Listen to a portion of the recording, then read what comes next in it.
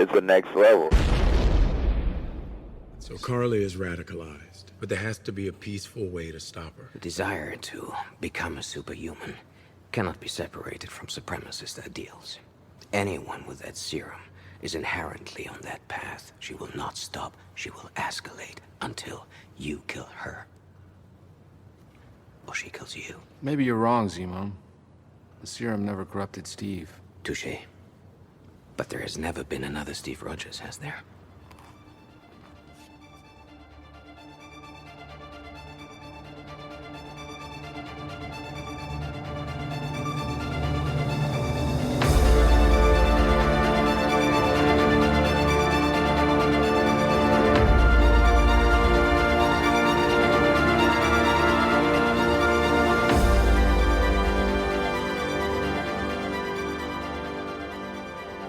Hey, panelists, welcome back to the show. I'm Mark. And I'm Steve. And this is going to be a spoiler-full podcast about the third episode of Falcon and the Winter Soldier. So if you haven't seen it, and we say this every time, go back, watch it, come back, listen to us. And if you have any thoughts on what we have to say about the episode itself, bring them back up to us in our Facebook feed or our email. Absolutely. And then we'll respond to that, whether it be a voice message or text version. And with that, we're going to just move right into it, which is The Falcon and the Winter Soldier, Season 1, Episode 4, The Whole World is Watching. And the synopsis is John Walker loses patience with Sam and Bucky as they learn more about Carly Morgenthau. And, yep. Very short and simple to the point. Yeah. Somebody's doing a good job with these IMDb synopses now, not really giving much away and just kind of giving you a simple, real quick bite. So, yeah, it's pretty cool though, because it doesn't give you any spoilers when you read it, so you could just brush over and be like, "Oh, yeah. Okay, I'll watch this later." Yeah, exactly.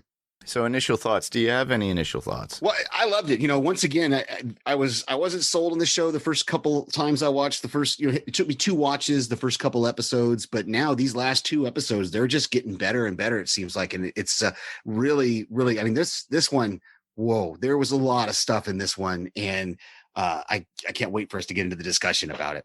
Yeah, same here. I loved it. Just like you were saying, each episode is getting better and better. But not just like the action of it, but the story and everything that everybody's going through within it. Not only do we get to see Sam and Bucky in their turmoil and working together and dealing with Zemo at this point, but we do get to see more from Battlestar and the new Cap, John Walker. And you get to see his struggle in it too, and with the outcome regarding that. Yeah. Which is very hard. But yeah, it's getting better. And this originally was slated to be the first Marvel show on Disney Plus. It wasn't WandaVision originally. So they really wanted to come out swinging with their first show. So it kind of got switched around. And then now we got WandaVision first, which was really cool. And then we get this, and then we go right into Loki, which is... Yeah, and I can't, I just realized you say that. We've only got 2 episodes left. Of this, of the show, Of this show, yeah. That's crazy. It just dawned on me just now. There's only 2 episodes left. Yeah, so it's only a 6-parter episode, which is good, because WandaVision went to, 9? So... Yeah, I think it was 9, 8 or 9. They're trying to keep them short to the point with a story, and... I was looking at what you were writing and your thoughts, and I'm starting to agree. And I think it was based on what I was speculating about Power Broker and everything too. Yeah, we'll get to that, because I think I'm starting to change my tune on Power Broker. Yeah, but so we should move into our top 5s or our highlights of this episode. Absolutely, we should do something. Looking strong, John. Bucky. Do you want to go first? I went Sure. first last time. Yeah, I thought you. I was trying to remember. I thought you did go first, so I'll go first. I think we have the same first one anyway. Really, is that flashback to Wakanda and seeing how the kind of I guess what we got was the culmination really of the deprogramming. They didn't show us the full deprogramming because he's just sitting there. She's using the words, and you can see it kind of flicker, but he does know. He's like, yep, you're not working. Nothing's happening. I'm staying calm. And, you got Io saying, well, I'll make sure you don't hurt anybody if, if it does come up. And so that was really great. I was glad to see Io come back. And that whole Dora Milaje, I got it's later in my notes, the Dora Milaje. Yeah. Milaje? Yeah. Like, okay. Yeah. Dora Milaje. There. Very good. So yeah, it was really cool, and I want to go back and watch Black Panther again now and get some more of that background, and I still need to go back and rewatch Age of Ultron, because a lot of it is all playing into this and even a little bit of WandaVision. So yeah, Age of Ultron played into WandaVision. Winter Soldier played more into this, as well as a lot of the Captain America lore, as well as Civil War. That was a big one. Right. And, because Zemo and everything. Mm-hmm. But yeah, I do agree with you with my number 5 was seeing Bucky by the fire with AO and how he was able to overcome the words that Hydra used to bring out the Winter Soldier in him. And I thought it was so passionate. You see Sebastian Stan taking a different look at Bucky because he's always so stoic, just hanging out in the wings, doing what he does. As Winter Soldier, he was kind of cut off and silenced and just attacked people. But with this, we saw a lot of heart, a lot of emotion from Sebastian Stan, and I really, really enjoyed it. It's showing depth to the character, as we saw when he met up with Isaiah that time. And, more interaction like this shows more heart to the character and shows more development for that character, and I really enjoy it. Yeah. So my number 4 is, you kind of already started talking about it a little bit with Sebastian Stan and Anthony Mackie, but and I think we mention it almost every week. It's just the chemistry between these two guys is really, really good. And the way they play off of each other. And, I love that when that fight scene came where the Wakandans were fighting Cap and Battlestar, and he's like, should we break in? And they're like, no, give it a minute, and the rapport between them, it's like, oh, do you need our help? Yeah. No. It's very subtle. And there's a lot of, like I said, the whole back and forth with him is really great. When Cap says he's his partner, he's like, he's not my partner, just very, and we're just like, so it's really, really cool. I'm really glad we got this show and that we have these two actors working together because they really are really good. Yeah, that was, my number 4 would be Carly and her crew showing sympathy to those that were affected by their attacks. Now, that's something we don't really get to see. So obviously 3 are dead and the others were hurt or injured. And I know that they're quote unquote terrorists, but it shows a bit of sympathy because she knew that people were hurt and 3 died as a result of their actions. At least it shows some sort of sympathy within these characters that are doing these things. They're not out there to destroy or kill people. They're trying to make a point and a statement without hurting people. And I think really deep down that's what it means. Now, mind you, she did make a threat to Sam later on with his sister and his nephew and niece, I guess. And about nephews. I think it's 2 nephews. 2 nephews, that's it. Yeah, and the fact that, she makes that threat, but she kind of tries to play it off like, well, I just wanted to make a point, but I wouldn't hurt your family. Yeah, and I think there's some sort of truth within that. I think there's a complexity, and I had Carly in my notes as just her character, the complexity that we have. Because last week when she blew up the building, some of us, and I'll include myself in there, I really lean more towards, she's just evil, she's just a bad guy. But then this week we get to see more deeper, and you're right, she did threaten the nephews and the sister, but then later she tells Sam, oh no, I wasn't serious about that, I would never hurt them.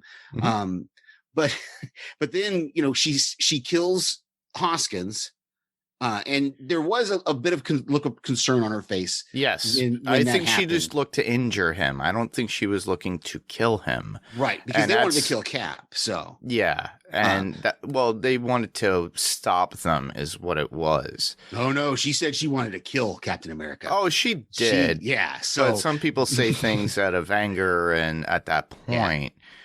I think now though, but it was funny because she's in the crowd when Cap kills her fellow super soldier with his shield. And Yes. but it's funny. I put in my notes because nobody sees her because she's got the typical, she's got the Marvel cloak of invisibility. She's got her hoodie up, so nobody knows it's her, even though like she's right out there in broad daylight where they all should be able to see her in the crowd. But no, she got the hoodie on. She's good. She's pulling a Luke Cage. Yeah, exactly. Jessica Jones, Luke Cage. Anybody who puts that hoodie up seems to just disappear. Yeah. So that brings us to my number 3. Yes. Just the more action that was in it, and I mentioned last week that there wasn't much blood in last week's episode, but I was listening to TV Podcast Industries, and they corrected me that we did see blood when Selby got shot on her chest. Yeah. So She there got was shot in the some chest. blood, but not a lot of blood. But this week we had a lot of blood. I on wouldn't the say shield. a lot. Yeah, well, on maybe the not a shield. lot, That was a big statement on the shield, and Mhm. definitely coming out of Hoskins' mouth as he was dying. Yeah, and it was funny because the action, like I said it last week, if they have one good fight scene an episode, I'll be happy for it. This one, we got like 2 or 3, good fight scenes in this episode. So it was really super cool to see that and to go through that.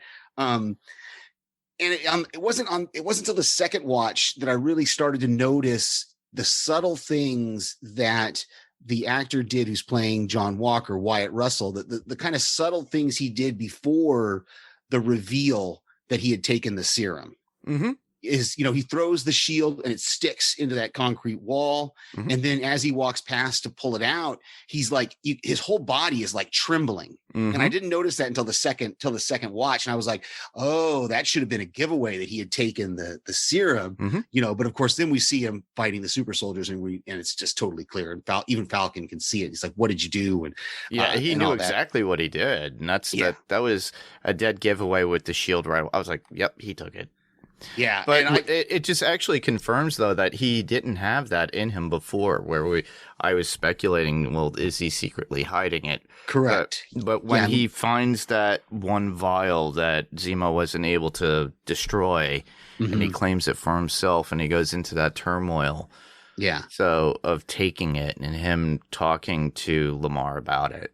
Yeah, and I've got some more about those conversations in further on down the way. But yeah, it is because I was in the same speculating thing of maybe he already had the serum, but of course now we know, and we can see that it's definitely affecting his aggression for sure. Definitely, and it leads into my number 3, which is basically John's arrogance and is a need to. He just pushes. He just goes in with full force. If you think about it. Not really thinking. And it's pretty much what Zemo states in the very beginning when they talk about the right person to take the serum, and Cap was it. That was the real person to take it, and I don't think John Walker is. As a result, we do see that at the very end. And I think it was a foreshadowing when we got that, when Zemo had that conversation and when he talked about the serum. And, and then his stopping Sam's conversation with Carly, which leads to that chase. I thought that was pretty cool because, she goes, oh, I told you to come alone. You didn't come alone.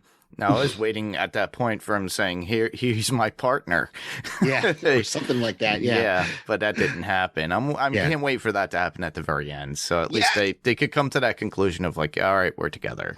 Right. Yeah. I hope so. It took me a second to realize, and I think I realized on the first watch that when she says that, and then Sharon Carter reveals that she's been tracking Captain America, we suddenly realize that the whole conversation with Sam at that above that coffee house was just a ruse to get him separated from Captain America so that the other super soldiers could attack Captain America. I put that together late in the first episode, but I was like, wow, that's really clever, a clever way. Cause that's what she said earlier. She said, we're going to separate them and then, we'll kill Cap. So, and that leads kind of right into my number 2, which was Zemo smashing all the super serum, just one of them kind of rolling away.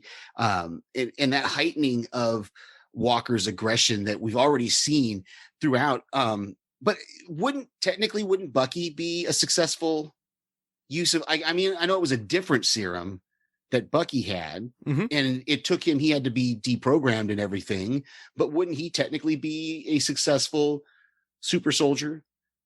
He would be deemed as a successful one, but utilized by Hydra as the Winter Soldier. Right. He hasn't become like Cap, Captain America himself. So he hasn't been like Steve. Right. But it just bothered me that Zemo was saying, oh, there's not been anyone, and then Sam corrected him and go, well, Steve, and also Sam knows about Isaiah, which Zemo doesn't know about Isaiah. So he didn't want to reveal that. But we know that Isaiah also looks like he's at least, been able to handle it. He's not out murdering people as far as we know, It slowed his aging to some degree. He still retains all that strength and ability. Exactly. We already saw it in that one episode, but his mind is degrading. Yeah, I mean, he's definitely got some anger issues, but and his mind is slowly going based on age. So it makes you wonder if these people having this ability at this point over years, they'll become a threat to people in time. We'll see. Yeah.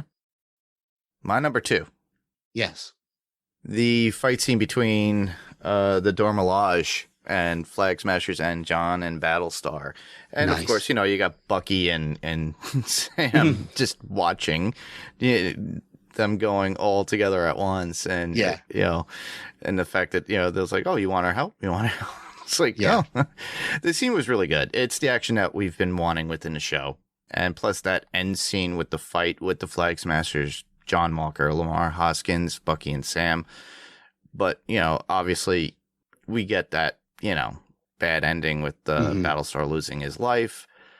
And my correlation to that is Cap lost Bucky and still did the right things. His heart was in the right place. He had a conscience. He had, when they were tapping Cap or Steve Rogers to be the Captain America or the super soldier, they looked at his personality, what made it him the best qualities at that time. The Doctor picked him out particularly based on that observation.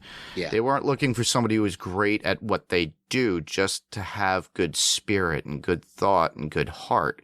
Whereas with John Walker, he has all those glories as being a soldier and, loves that. And then, of course, he gets his ass beat by, the Dormelage, and he's killing himself over it because he's a good soldier, yes, but he showed no humility, and Cap always showed humility. But, showing humility shows that, yes, you could be the best, but you could always lose. And with him, it's always about winning. Yeah. And they had that conversation between him and Lamar about taking, and it's a good scene with them where he struggles with the idea of taking it because Lamar doesn't know that he has it. Yeah. And he takes the formula and he gets that super soldier serum in his system. And think about it. I'm not pointing him as a hero because they did kill Hoskins, but what would Cap do in that case? Would he put the shield down and not do anything and show remorse or sympathy to the person, or just arrest him or what have you? But it's very a human thing. It's like his anger got the best of him and he just kills that Flag Smasher. And it makes you think, what would Cap do? Yeah, well, and everybody had their phones out, so that's going to go viral, and everybody's going to know what Captain America did, and he's going to have to either explain it or something, because you can't be the symbol, like you're saying, if you're going to be the symbol of everything good and right. But then also, this was the guy he killed was the one that told Carly, it's not all good and bad anymore. Heroes can't heroes are going to have to get their hands dirty a little bit. And he was actually calling Carly Captain America because of what she was doing, his thought. And so it's kind of, it just it's just bringing up a lot of things. Yeah, it's very, they're making the character not only being hated, but also sympathetic when it comes to John Walker now. A little bit. Yeah. I can see that.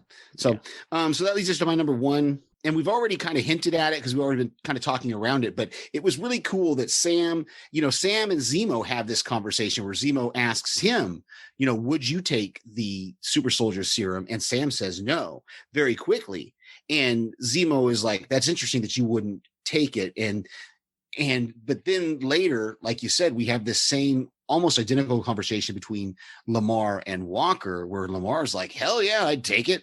You imagine what we could have done in Afghanistan if we'd had that serum, how many lives we could have saved and all that. And so it just was interesting to see that, and how, he says something like all the things we had to do in Afghanistan that weren't, it was definitely some sort of black ops kind of things, I'm sure. Mm-hmm. And that the things that he did to earn those medals, he's not proud of, is the kind of the impression I got.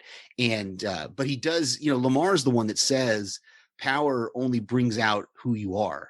And he kind of tells Walker, well, you're Captain America, so you'd be able to handle it. And I think that may have given him, the kind of, I don't want to say the idea, but would have given him the strength to take it. But now we're seeing that he doesn't have it in him. Mm-hmm. Yeah, very much like I was saying, it's a reflection of like what Steve was. Right. And pretty much if you think about it, that is why Steve gave Sam the shield, because he saw within Sam himself. Mm-hmm. He saw the goodness in there. Correct. And so I think, yeah. And that's why I didn't go to Bucky, because Bucky hasn't been around all that time. For most of his years, he's been frozen, wakened, made the Winter Soldier, put on these missions.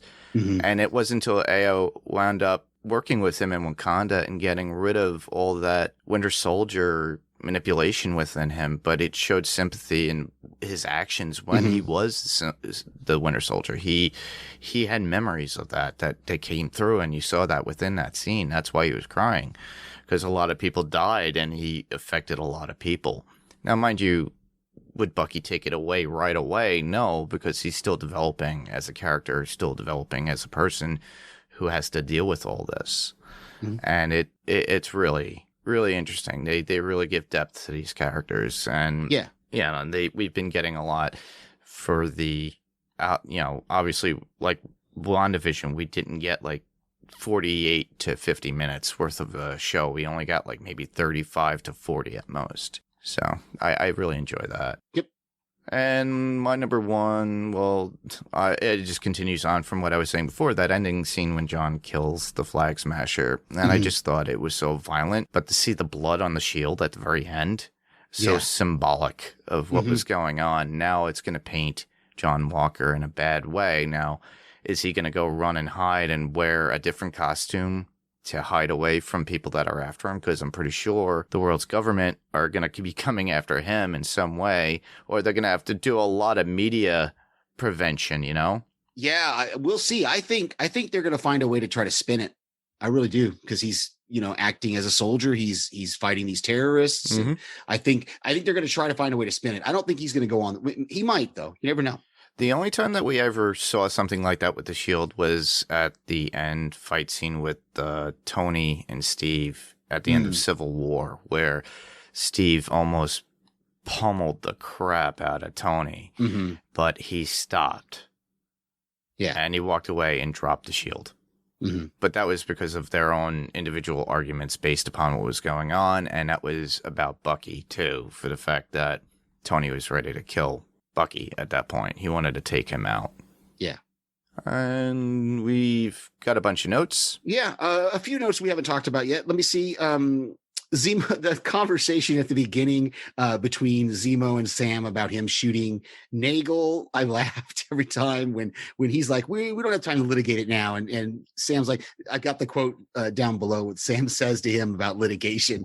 But it just was funny that even though we all saw him just shoot him right in the face, that he's still like, well, you gotta think about what happened there and maybe look at it differently. And so, and then I love Sam's kind of explanation when he's talking about Carly, and it kind of shows how he does have some sympathy and for Carly, because he's like, look, these people they lost their jobs, they lost the homes that they had been given because half the population was gone, and suddenly that half of the population is back, and now you're suddenly go from being an important person who's got a job and got a home, and you're living on the streets, or you're living in these refugee camps because you're back to being homeless.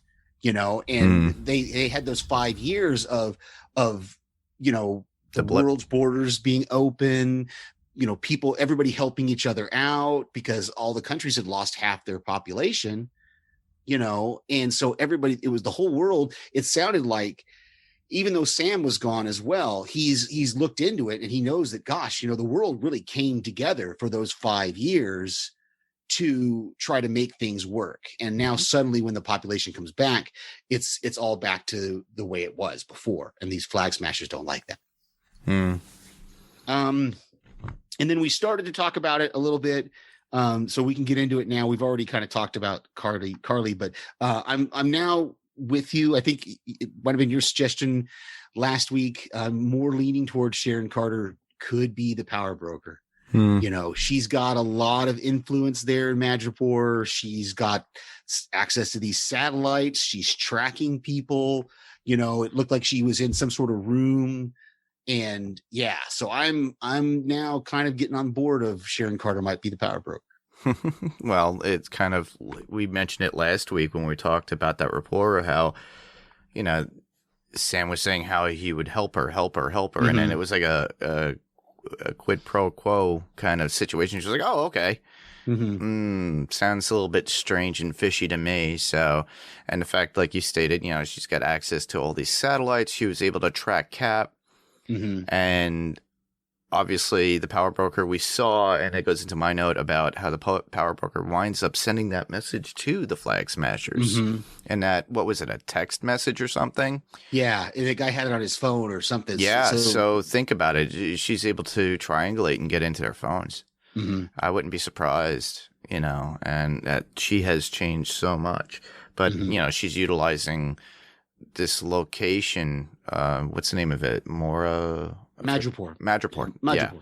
So she had been living there all this time, building up and using her influence of what she can do. And, obviously a little bit corrupted. So I wouldn't put it past it being Sharon. Yeah. The first one I would have would be during the fight, Ao was able to take Bucky's arm off quickly and easily. And it was a shock to Bucky too. Yeah. And also Ao's ability to outfight John Walker and gets his shield stuck within the spear on the table, and he's struggling. And that was one of his downfalls. He couldn't beat them. Meaning that, that group that Black Panther put together to protect him and his kingdom and everything, really good. Yeah. And they weren't even enhanced. Yeah, that shield flip where she flips it with her foot right up onto her arm was pretty cool. So yeah, the Dora Milaje, they're really good. Yeah.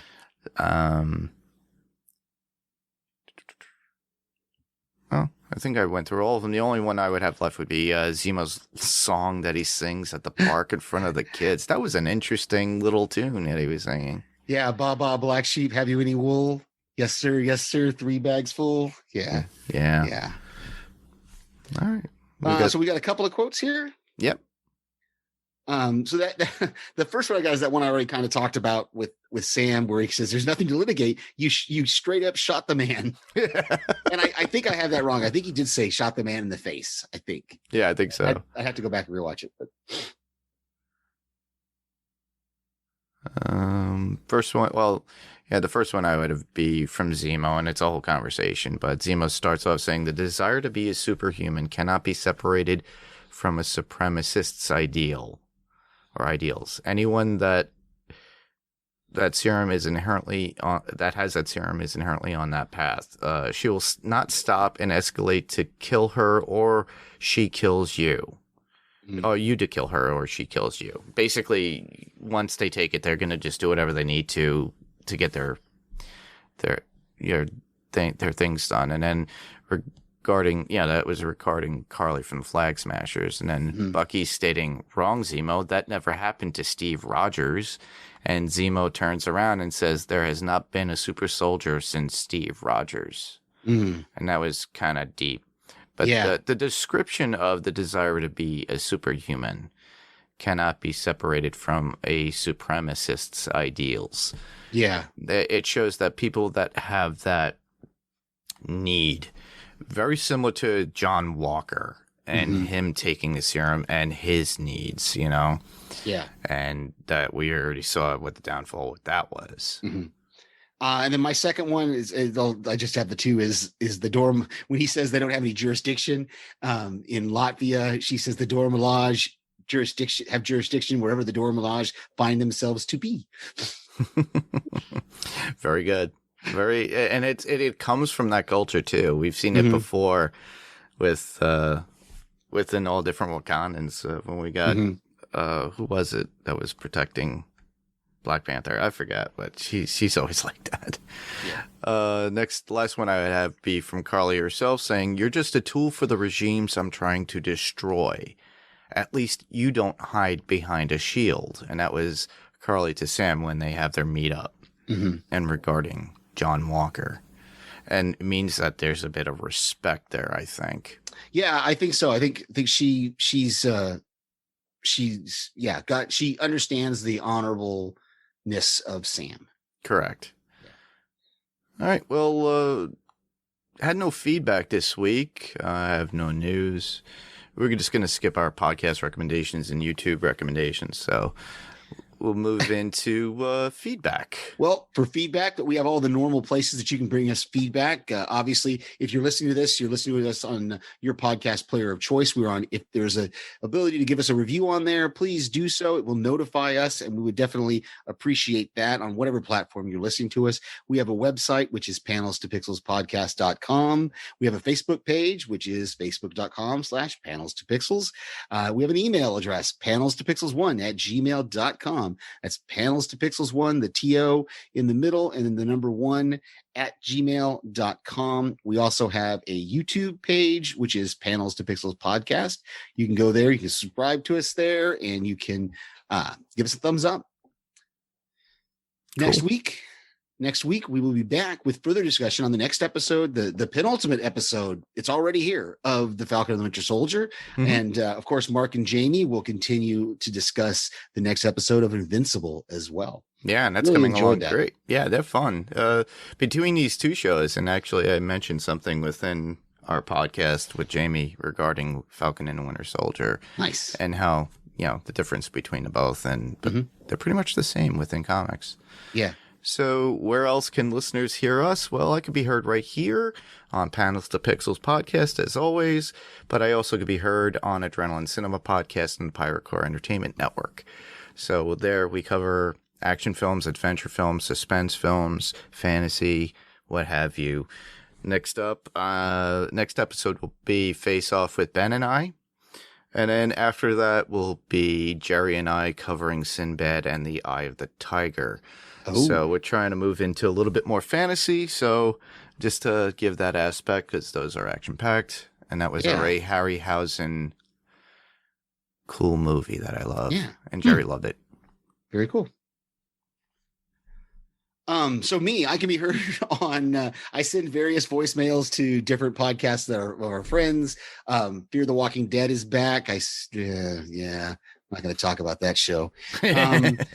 But so you can hear my voice on those. I send voicemails of my commentary to Lost Revisited, to that podcast as well, so you can hear me there. And of course, whenever I have the chance to co-host or guest with anybody, I'm always excited to do that. Awesome. So, well, that was pretty much our show this week. I just want to thank everybody for listening. I'm Mark. And I'm Steve. And this was Panels to Pixels, and we'll see you on the next panel. Have a week. Yeah. See ya.